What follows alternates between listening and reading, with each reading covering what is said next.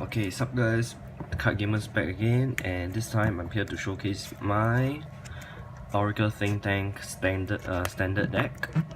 So yeah, so basically this deck is basically one of the most powerful standard decks right now among the 4 standard decks that we currently have.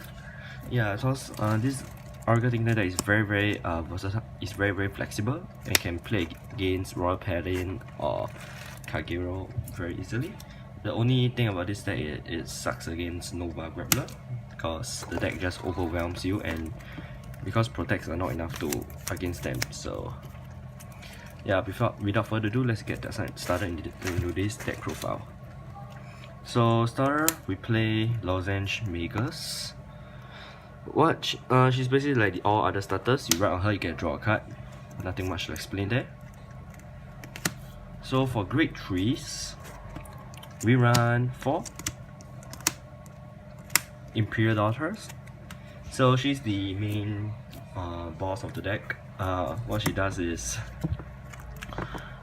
on right, if you count +1, check the top 2 cards, add 1 to your hand, and you can choose add 1 to your hand and add the other to the soul or top or bottom of the deck. And the second part of the skill is if you write her on top of a grade 3, she gets plus 15,000 power and 1 critical. So yeah, a very powerful unit to consistently write over. So yeah, and her second part of the skill is activated once per turn. So +1, give one of your units plus 6,000 power. So I mainly she's just pretty much a very powerful card. Like after your first, if you write Seal or Amaterasu first, then you just write to her just to get the power and start whacking your opponent. It basically forces a perfect guard out of their hand most of the time, and if they don't have a perfect guard, then they'll be eating the 2 criticals, and probably 3 if you can scry a Krieger and put on top. So yeah, and the second part of skill, mainly I use it sometimes to power itself up, because the main thing about Oracle Think Tank right now, their grade 3s are all only 12k base, as you guys can see, while Royal Paladins and Kagero, they are all 13k. So there are times where I'll just give the plus 6k to her so she could swing for extra guard, or else most of the time the plus 6k I'll maybe pump it to Silent Tom. So yeah, so these are the grade 3. First grade 3 you run. The second grade 3 you're gonna run is the one that you most probably will write the first turn. The first write, you run 4 Seal Amaterasu. What she does is count +1. Okay, she has a protective marker like Imperial Daughter as well.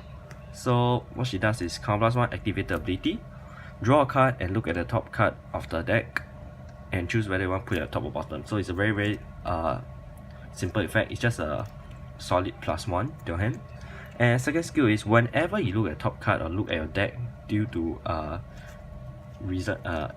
effects or anything, she gets plus 5,000 power. So basically, if you use the first skill, she probably gets plus 5,000 power already, and then you can follow up with some other cards which I'll show you later. She can be pumped even further up. Next, grade 3. Yeah, this deck runs 10 grade 3s. We run 2 Victorious Deers. Very powerful card. It's probably the finish of the deck. What it does is activated Vanguard or Rearguard Circle. Soul Blast 2. Soul Blast 2 grade 3s from Soul. Discard the card and check the top 7 cards for 2 critical triggers and add it to your top of the deck. Shuffle the rest and put it at the bottom. So, and all of your units get plus 10,000 power. So yeah, needless to say, it's a finishing move. And it's a X skill, so if you just write a lot of grade 3s over, you can just use his turn, like use his skill 2 turns in a row. Yeah, but sometimes you just have to time his effect correctly, and so to kill your opponent. So yeah, and he has a protective marker as well. Next, we run 4 copies of Promised Daughter. She's just a generally very good card against Kagero.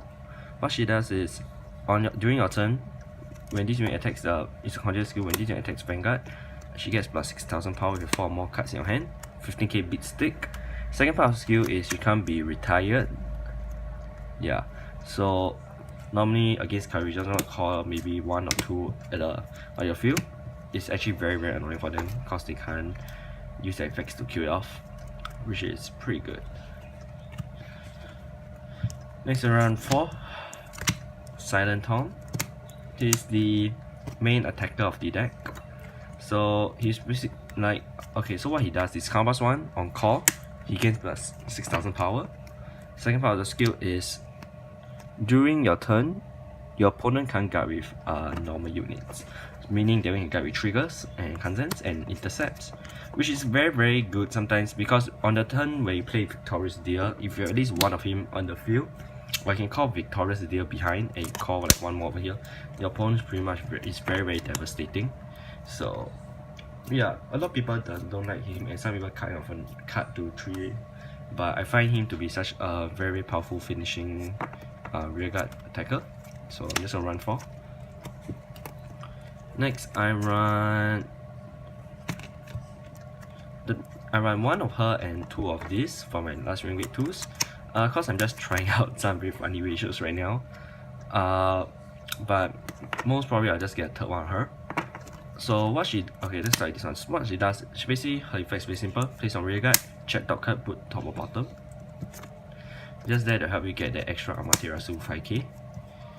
And for this grade 2, her skill is Counter Blast 1. When she attacks, you can draw a card and discard a card, and she gains plus 6,000 power. And if you have a grade 3 Vanguard, you get to check the top card of your deck, and you can put either top or bottom. So yeah, it's just another attacker, but her skill does cost Counter Blast 1, and this deck does use quite a bit of Counter Blast. So it's not a skill that we use every single turn. So yeah. Next, for grade 1s, we run 4 Circle Makers. So Circle Makers, it's very good. She's good because you mainly always want to ride her. Her first skill is whenever you drive shot at grade 2, you can choose to put it grade 2 or higher, you can choose to put that bottom and draw a card. So basically, if you have too much attackers in your hand and you just want to get something better, you can just use it and then draw another card. But the first skill, you don't really use that often actually. The skill they use mainly is her second skill. When a grade 2 rides over, Counter Blast 1, draw a card. Yeah, so it's a early +1, so you're basically drawing 1 more card more than your opponent, which is pretty good. Next we run is this. I run 3. She's basically a scryer, so spy basically. What she does is place a rearguard, check a top card, put on top or bottom, standard. Mainly just to help you pump Amaterasu. And next we run 3 Gemini. I think Gemini is very good this deck. I may just run 4 cause I found out after playtesting this deck actually needs a lot of Counter Blast, and sometimes you may not have it because okay, what he does is if you have 3 or more damage, move into a soul, you can counter charge 1. So because the problem with this deck is sometimes you may have used that much Counter Blast that you can't Imperial Daughter the next turn, because Imperial Daughter is like on right Counter Blast. So yeah, so I'm actually considering whether should I max him at 4, but right now I'm playing 3 and yeah, it seems to be doing okay. I will just need to playtest this a bit more. Next we run 2 Luckbird. So he's basically the old Luckbird, but he basically on play Soul Blast 2, draw a card and gains plus 6,000 power. So it's a very powerful booster with your Silent Tom, or you can just put her behind the Vanguard. Yeah, just a draw a card. Drill lineups, very standard. A crit, because you need to max out crit for the deal. 4 draw consents, and 4 heal. So yeah, I hope you guys like this deck. Make sure to subscribe. Thanks.